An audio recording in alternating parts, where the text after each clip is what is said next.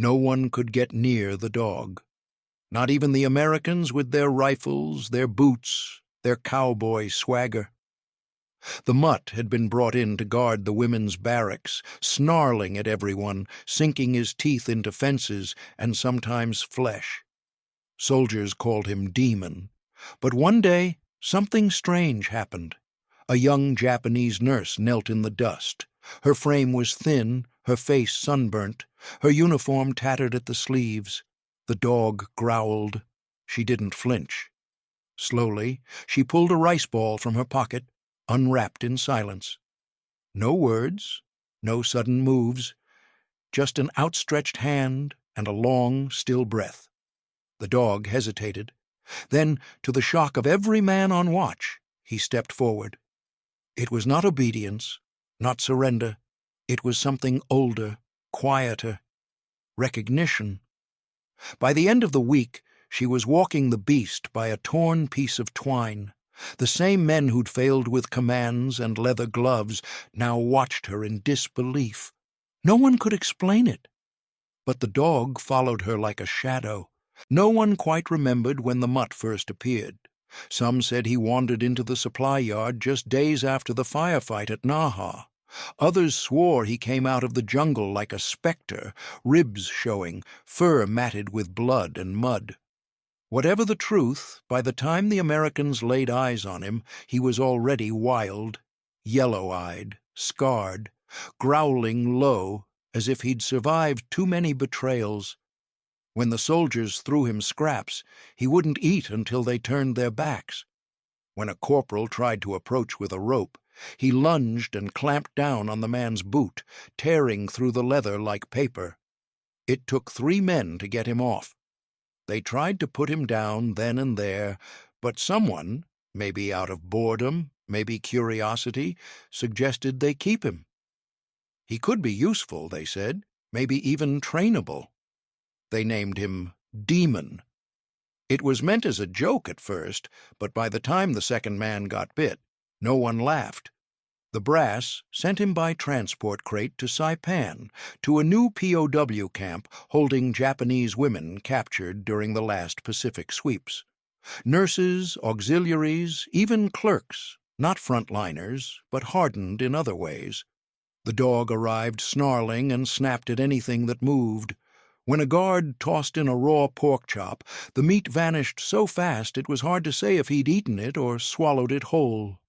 They placed him at the edge of the women's section, tethered to a long wire run beside the outer barracks wall.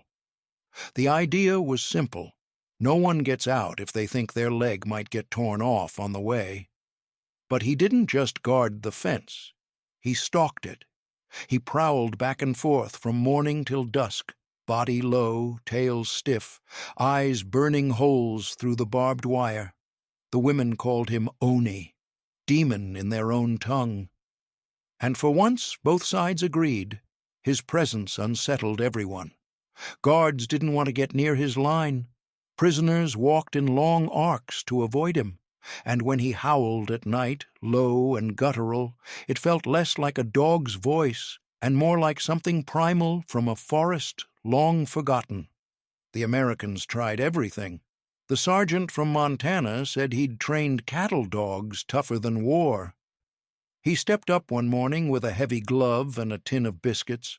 Within seconds the glove was shredded and the sergeant had a torn sleeve and a new respect for the mutt. Another man tried a whistle. Another tried yelling in Japanese, thinking maybe the dog belonged to some farmer before the bombs fell. Nothing worked. They even brought in a retired K-9 handler from the airstrip nearby. He lasted 10 minutes before shaking his head and muttering, "That ain't a dog, that's a spirit with teeth." The more they failed, the more the dog's legend grew. He became a kind of camp myth, a ghost of war that neither side could touch.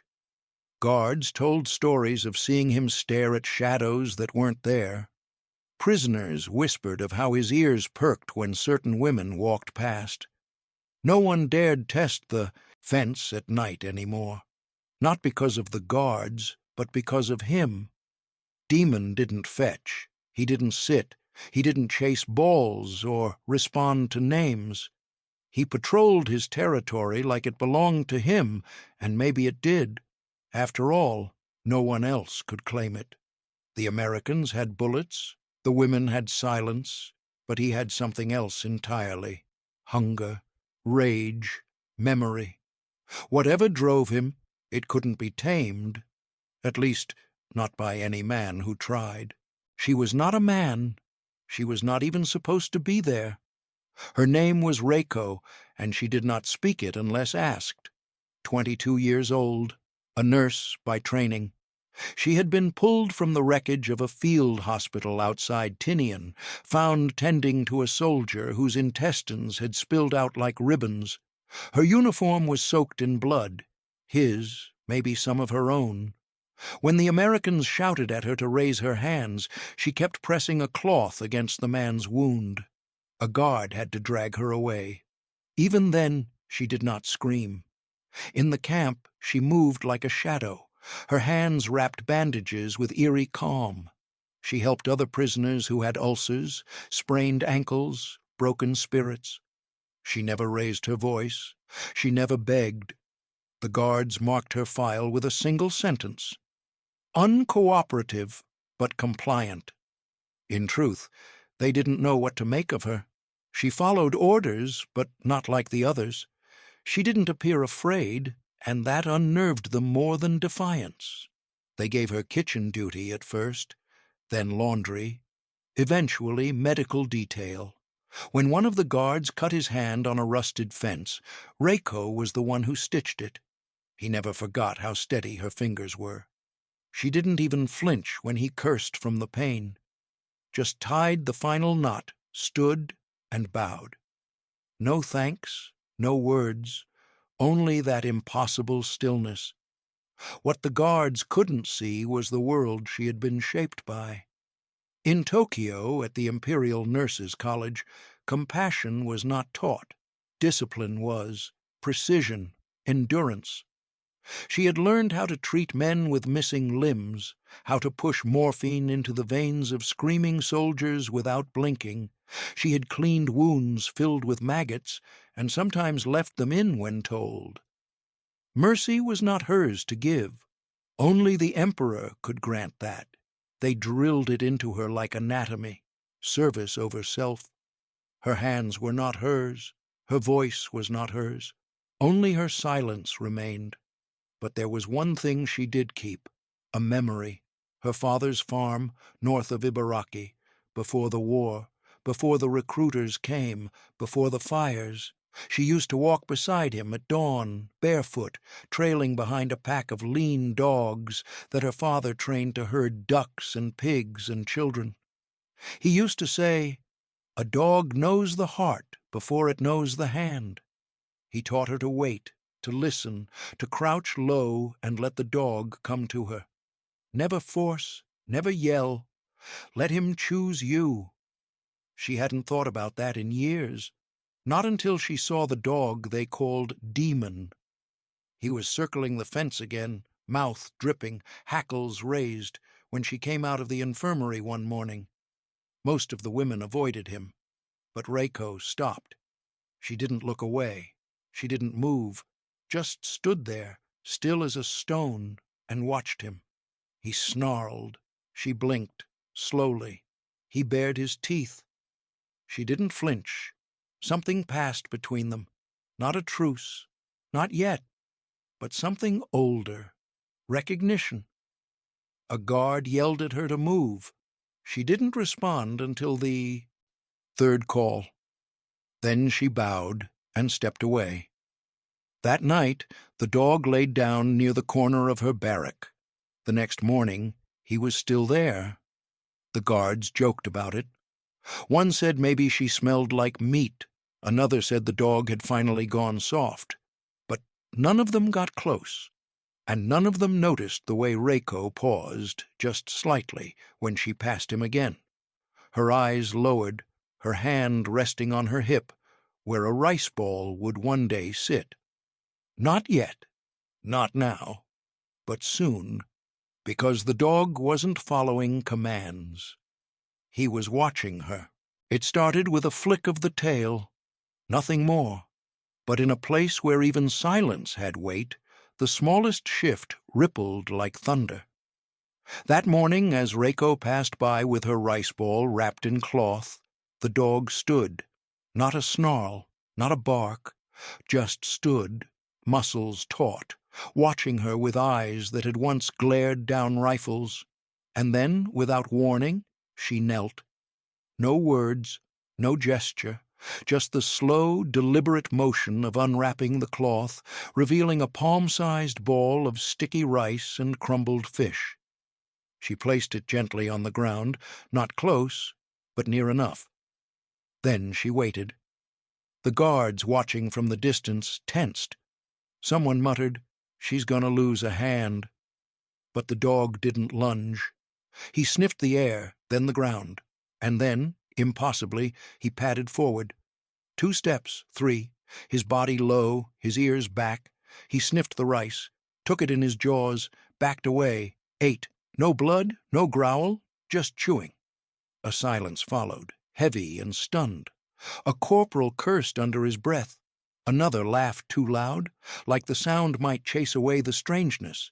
But nothing could, because they had all tried. Bribes, meat, whistles, rope. The damned dog wouldn't even eat from the sergeant's hand. But here he was, eating from hers. By evening the story had made it to every corner of the compound. The Japanese nurse had fed the demon and walked away with both hands. Some said it was coincidence. Others called it luck. One man swore he saw her whispering to the animal like a witch from a folk tale. A young private claimed she had poisoned the rice. "He'll be dead by morning," he muttered. But he wasn't. In fact, the next morning, the dog was waiting outside her barrack, tail twitching, sitting, not lying in ambush, but sitting, like a trained dog waiting for orders. And when Reiko stepped outside, still in her tattered camp clothes, he stood and followed her. Not too close, just a few paces behind. Through the dust, past the mess, along the edge of the yard. When she stopped to wash vegetables in the basin, he sat beside her. When she moved toward the infirmary, he trailed behind, silent as shadow. The guards watched with growing unease. What did it mean when a creature made to terrify found peace at the feet of a prisoner? Sergeant Mills, the one from Montana who had nearly lost a thumb trying to leash the beast, didn't laugh. He squinted through the wire fence, arms folded, chewing his cheek. He didn't trust it, and unlike the others, he didn't look away. He started keeping a notebook, just a few lines at first. Dog followed prisoner Lana 722. Sat during vegetable prep. No aggression shown when another prisoner approached, but soon the notes expanded. Times, weather, what she was wearing, whether the dog ate, how close he sat. To Mills, this wasn't a miracle. It was a breach, a risk. He asked the quartermaster for access to old records. Maybe this woman had handled dogs before. Maybe it was a trick. Maybe she had trained him somehow. Maybe it was a form of psychological warfare. He didn't know, but he didn't like it. The other soldiers teased him, called the dog Reiko's pet, but their laughter was nervous, because each day the dog followed closer. Each night he curled near the corner of her barrack like a sentinel, and more than once, when a guard barked too harshly or stepped too near, the dog growled, low and long, until Reiko touched his side with the back of her hand. Something had changed, something that shouldn't happen, and now the camp wasn't sure who the dog was guarding anymore. Reiko never told anyone about the farm, not the guards, not the other prisoners, not even the woman who slept on the cot beside hers and sometimes whispered stories into the dark, hoping for sleep. But the memory lived in the way she moved. Slow, certain, quiet as dawn. Before the war, before the Emperor's summons, before she ever touched a battlefield wound, There was the Ibaraki countryside, a flat green world cut by narrow canals and bordered by rice paddies that shimmered like mirrors after rain. Her father, a stoic man with sun-darkened skin and a voice like worn gravel, trained dogs there. Not for tricks, not for show, for work, to herd, to guide, to listen. Reiko was 5 when she watched her father kneel beside a skittish pup trembling in the mud. The dog had been beaten by a neighbor boy, and its left ear hung ragged from the bite of another. It wouldn't eat, wouldn't sleep, wouldn't come near. Her father didn't try to force it. He simply sat there, a few paces away, hands on his knees, saying nothing. "Never command," he told her quietly. "Only offer." She asked why he didn't just pick the dog up. "Because it would be my dog," he said, "but it would never be mine." She didn't understand then, not really, but she did what he did. She brought a bowl of rice and set it near, sat beside it, slept beside it, 1 night, then 2, then 3, and on the 4th morning the dog rested its head on her knee. Her father didn't say a word, but that evening he gave her a small leather collar, not as a gift, but as recognition. The dog had chosen her. That dog, she called him Maru, became her shadow. He ran beside her as she fetched water, waited by the gate when she went to school, licked her hands when she cried after scraping her knee on the stone path. And years later, when the war crept into their village like a fog, and the recruiters came with their pamphlets and their black-tinted glasses, it was Maru she hugged before she left. Her father didn't say goodbye. He just stood at the gate with his arms crossed, the wind tugging at his sleeves. "You remember," he called out. "Only offer." She did not cry on the train, but everything that came next, the cities, the sirens, the blood, the faces burned beyond recognition, pushed that life into a dream she stopped revisiting.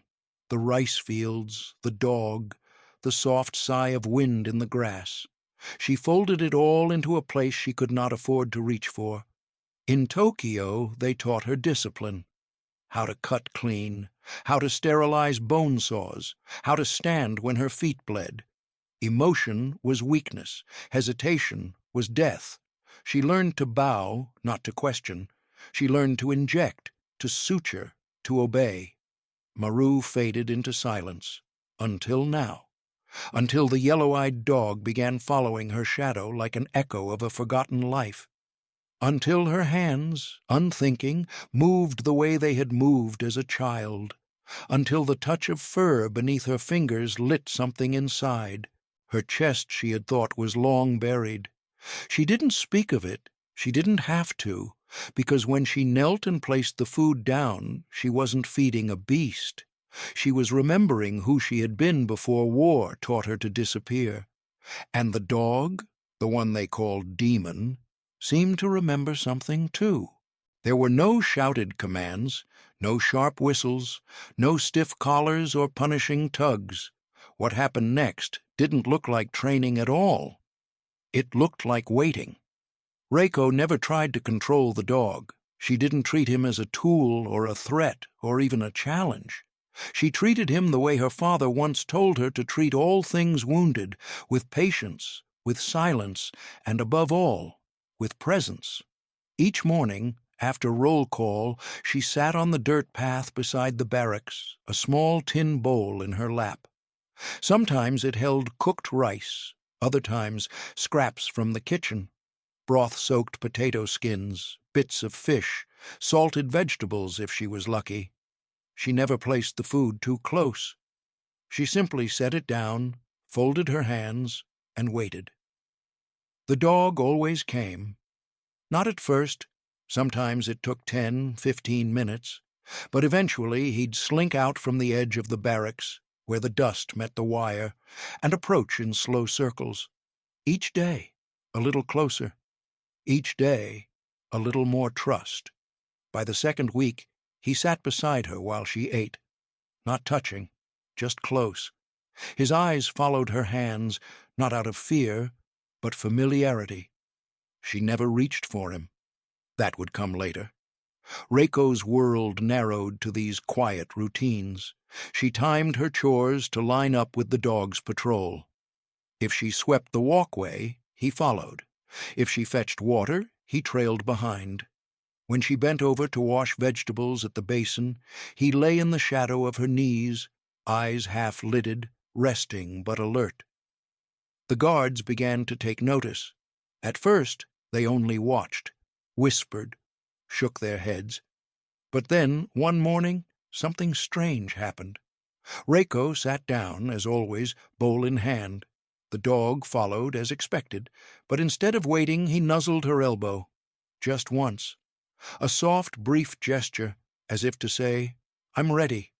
She didn't smile, but she placed a hand, gently, barely touching, on the top of his head. And he let her. That was the moment everything changed. The story spread faster this time. One of the nurses swore she saw the dog roll onto his side. A corporal claimed the beast let her clean a wound on his paw. Some guards said she'd bewitched him. Others insisted she must have had training. But all agreed on one thing. Demon was no longer Demon. They started calling him something else, not officially, not out loud, but among themselves, when passing notes, when trading smokes, when scratching gossip into the backs of ration boxes, they called him Shadow, because that's what he'd become. Reiko's shadow, always near, always watching. Sergeant Mills, whose notebook was now filled with 37 pages of observations, didn't like it one bit, but even he couldn't deny what he saw. The dog had changed. He didn't growl at the gate anymore. He no longer snapped at passing guards. He even barked once, not in anger, but alert, when a loose crate nearly fell near a kitchen worker. It saved the man a fractured leg. One hot day. A young private approached Reiko while she hung laundry. He looked nervous, scratching the back of his neck. He pointed at the dog, then at himself, then at a slip of jerky in his palm. Reiko looked at him for a long moment, then gently shook her head. "Only offer," she said. He didn't understand, but he tried anyway. By week's end, 2 more soldiers had asked how she got the dog to listen. They didn't come with arrogance or rank. They came quietly, sheepishly, like boys asking how to fix something delicate. She never gave them full answers, only gestures, only demonstrations, a hand open, a body still, a breath held, because it wasn't about power, it was about trust, and trust, like healing, could not be forced, only invited. It was just after sunrise when the shouting began. A crate delivery had arrived at the front gate, and 2 guards moved to unfasten the latch. The camp was waking, pots clinking in the mess, voices low, the smell of burnt coffee clinging to the air. But something was wrong. One of the guards stopped short, pointing at the ground.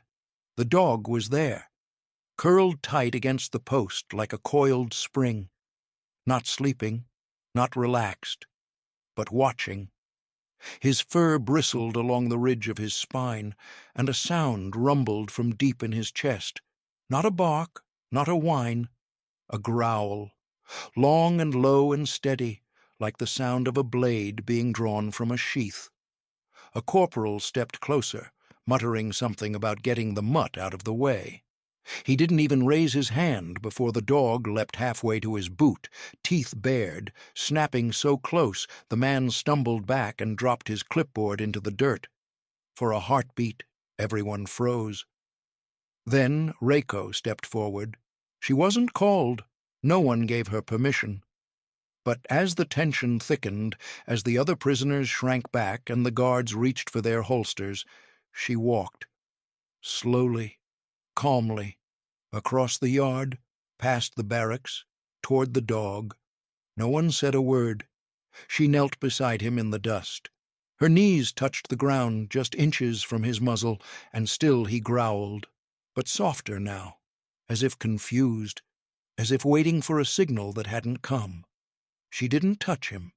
She leaned in, just slightly, and whispered something only he could hear. No one ever found out what she said. The dog blinked. The growl faded, and with a slow, deliberate motion, he stood, turned, and followed her away from the gate, walking at her side with the calm of a trained companion. The silence in the yard stretched until it felt like a second skin. Then someone muttered a curse. Another laughed nervously. A few of the guards exchanged looks that weren't jokes. The prisoners watched Reiko pass with eyes wide and uncertain. Some bowed their heads. Some didn't look at her at all. Whatever had just happened wasn't normal. It wasn't explainable. It wasn't war. It was something else. The commanding officer later scolded the corporal for aggravating the animal. Officially, no report was filed. Unofficially, the story spread fast. One prisoner told it like a ghost tale, the woman who tamed the spirit beast with only her breath. A young American cook began leaving scraps near the dog's usual path, hoping he'd be chosen next. Even Sergeant Mills, hardened and skeptical, wrote in his notebook, "Incident at gate, no bite, no blood, no logic." But Reiko said nothing. That night she sat by the basin, hands in the water, scrubbing without focus. The dog was near, resting his chin on his paws, eyes half closed. She glanced at him only once, a flicker of recognition, not affection. Then back to the water, back to the rhythm, because something inside her had stirred during that moment. Not pride, not power, but memory. Of the hospital tent with the boy whose chest had been crushed by debris, of the child with burns so deep she could see tendon, of the soldier who had whispered his mother's name before the morphine took him. She could calm a dog. She could bring peace to a creature raised in violence, but she couldn't erase the screams still echoing behind her ribs. The dog healed because he had someone to follow.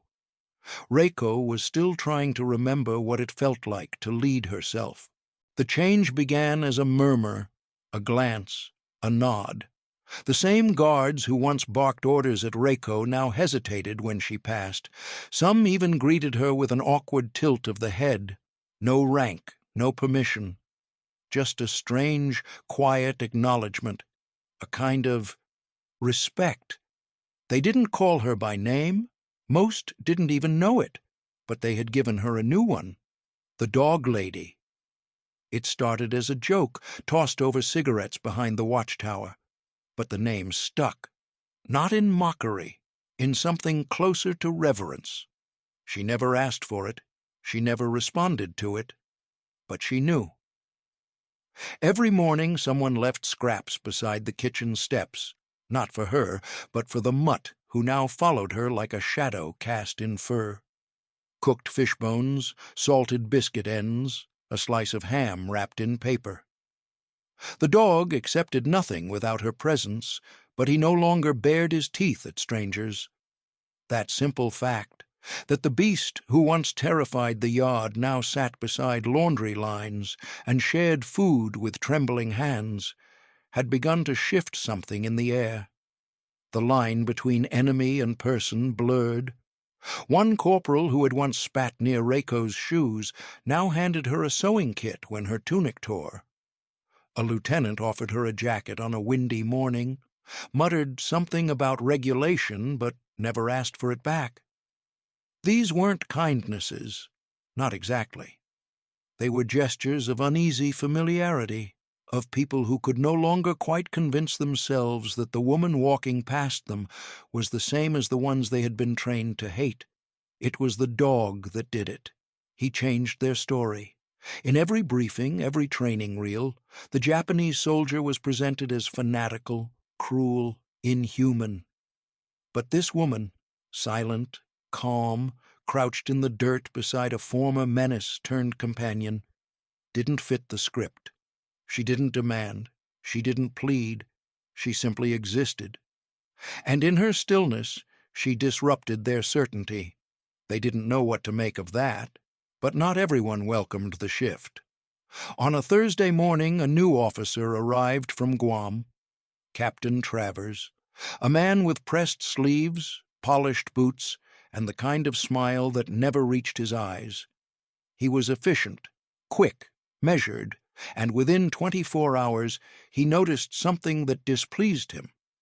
"Why is the security dog sleeping beside the prisoner barracks?" he asked Sergeant Mills. Mills scratched the back of his neck. "It's complicated, sir." "Uncomplicated?"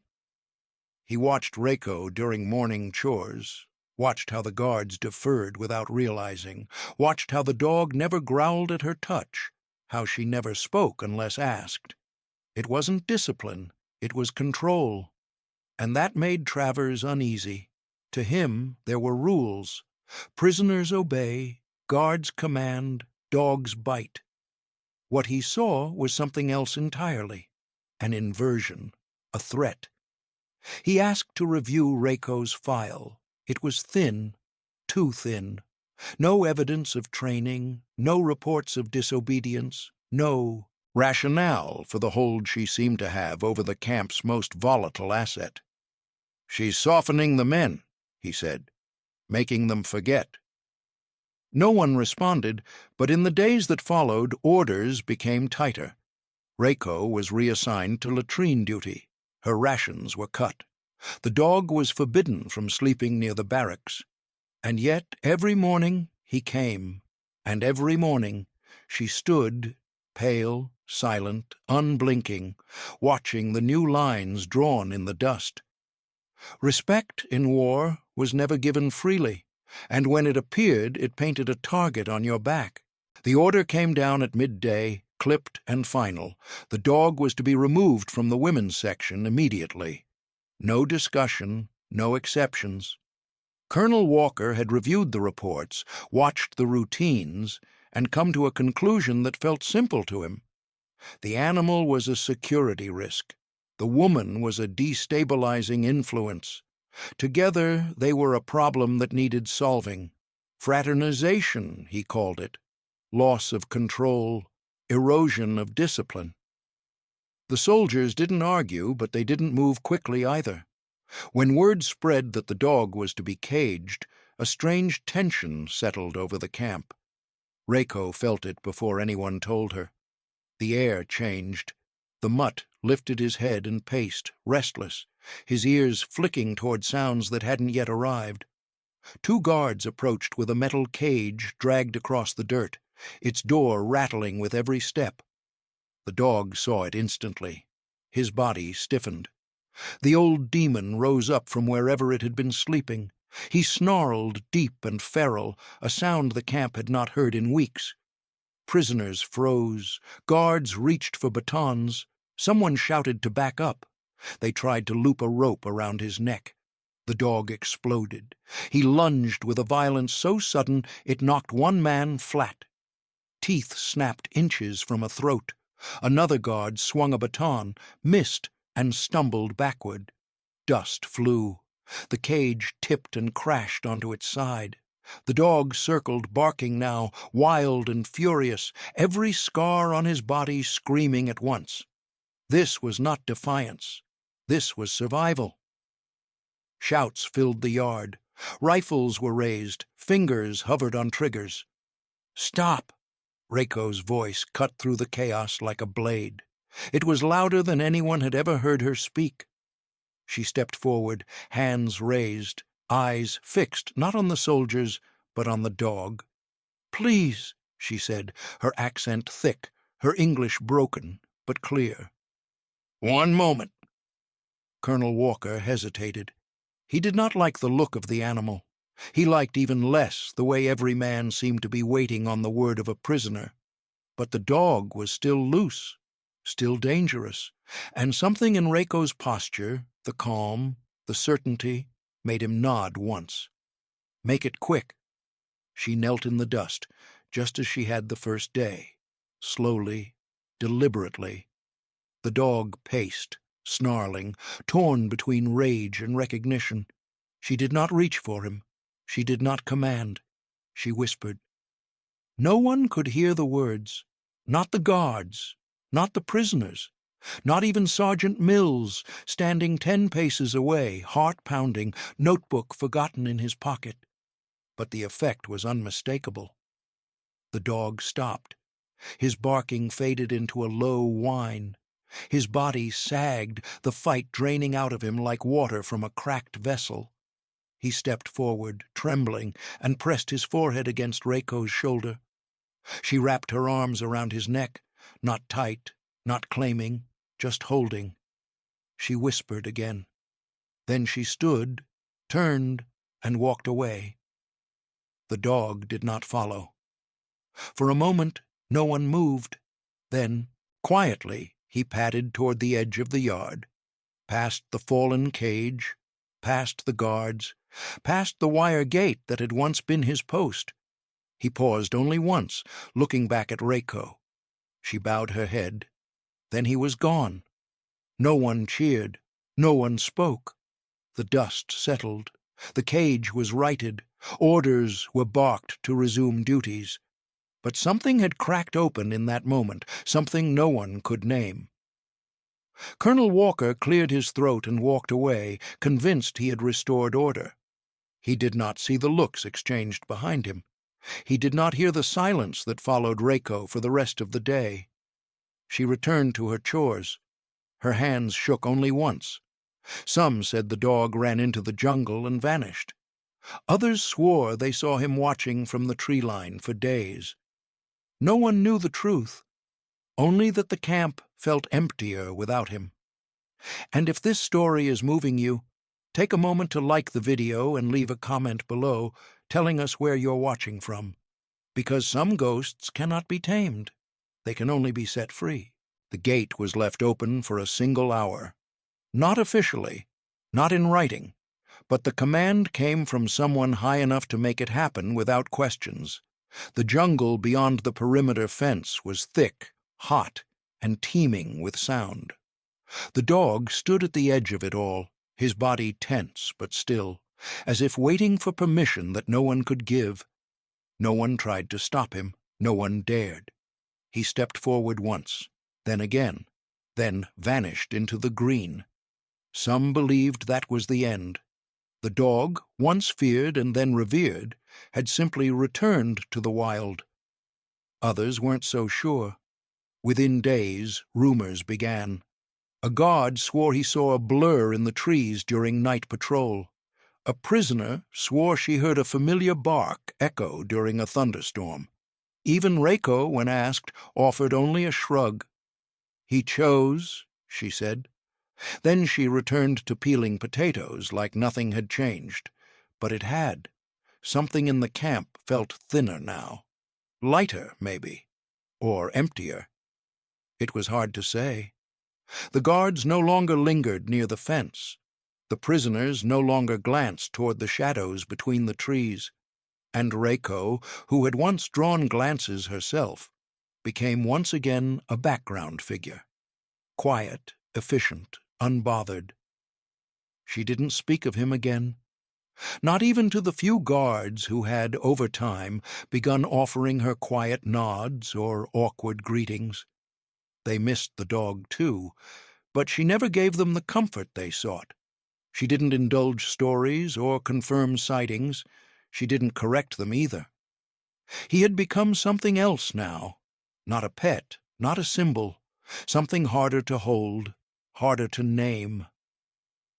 The American guards tried to fill the space. A new dog was brought in, young, well-trained, eager. But it didn't behave the same. It barked at the wrong times, refused commands, ignored the prisoners. It was a tool, not a companion. A presence, but not a force. And so the old one, the mutt with the yellow eyes and the torn ear, grew into myth. Some prisoners whispered about him during long nights. How he had protected them, how he had changed things. Some believed he was watching still, just beyond the trees. The new arrivals scoffed, but they listened anyway. Myth has a way of rooting itself where fear and hope overlap. Reiko, for her part, worked without pause. The rhythms of camp life resumed, unbroken and familiar. Laundry, kitchens, medical shifts. And yet, if you watched closely, you might catch a moment. A pause as she looked toward the edge of the jungle, as if searching for movement not quite visible. She never lingered, but she always noticed. Sergeant Mills stopped taking notes. He said there was nothing left to record, but in the last page of his weather-worn notebook he wrote one line before closing it for good. Some things are not meant to be owned, only witnessed. The jungle never gave up its secrets, but the camp remembered, because something had left that place that did not come back, and in its absence the war felt just, a little more real again.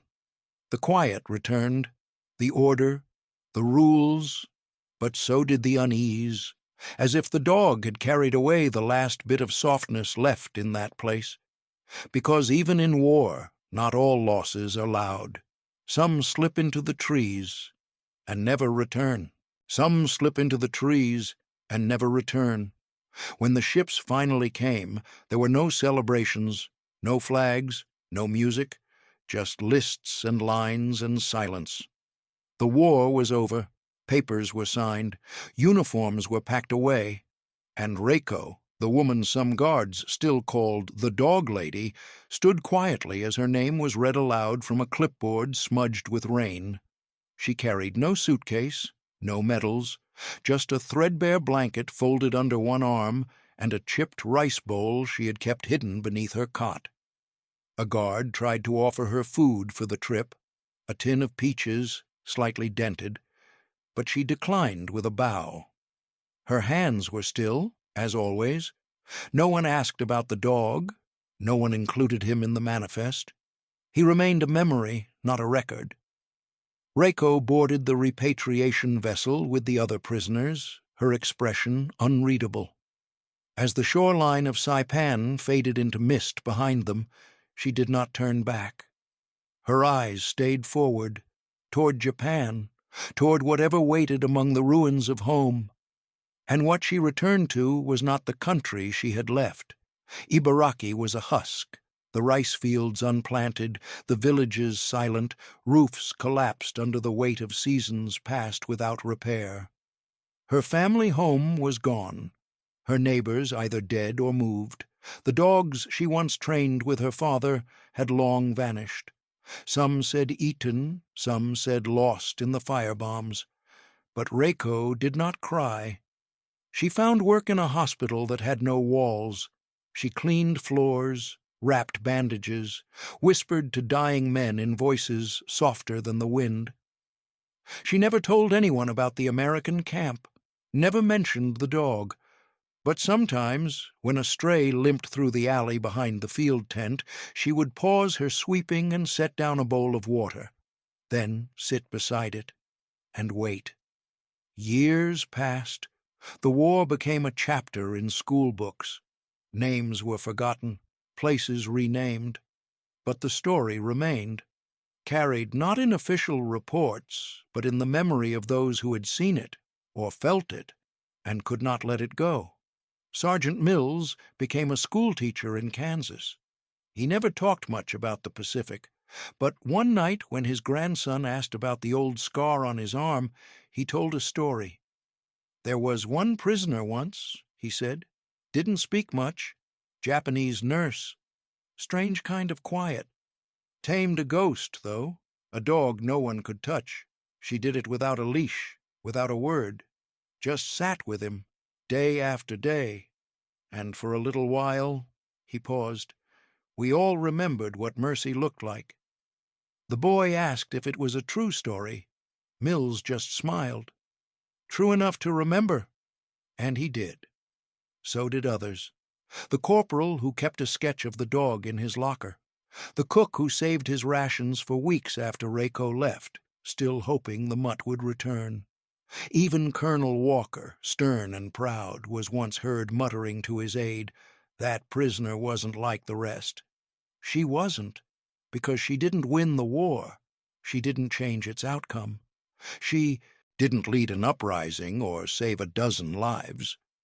But she reminded men trained to see enemies that sometimes dignity wears the face of silence, that sometimes strength is the refusal to break, that mercy, real mercy, can look like a woman crouched in the dirt beside a snarling animal whispering peace into its bones. Reiko's name faded from the archives, but her story didn't, because sometimes the smallest acts echo the longest, and sometimes the quietest souls carry the loudest truths. If this story moved you, hit like and comment below where you're watching from.